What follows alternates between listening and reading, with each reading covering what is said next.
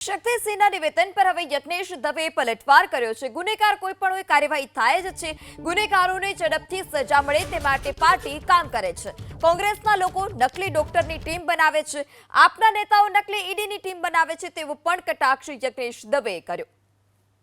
ભારતીય જનતા પાર્ટીના કોઈ કાર્યકર્તા કે કોઈ નેતા એની અંદર કોઈ આવા કોઈ કૃત્યોમાં સંડોવાયેલા નથી ને હોય તો ભારતીય જનતા પાર્ટી એની પર એક્શન લેતા અચકાતી નથી। કોંગ્રેસની જો વાત કરીએ તો દક્ષિણ ગુજરાતમાં સુરતની અંદર કોંગ્રેસના ડૉક્ટર સેલના એક વ્યક્તિએ નકલી ડૉક્ટર બનાવવાની ફેક્ટરી શરૂ કરી, પકડાયા ત્યારે કોંગ્રેસ કોરાણે મુકાઈ ગઈ કે એને કોઈ જવાબ આપવા માટે તૈયાર નહોતું।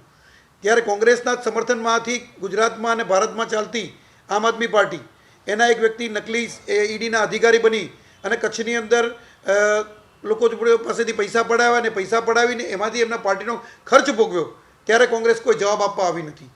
એટલે કોંગ્રેસના અને એમની સહયોગી જે પાર્ટીઓ છે એના નેતાઓ કેવા કૃત્યો કરે છે એ આખો દેશ જાણે છે અને એમાં કંઈ અમારે કહેવાનું નથી હોતું।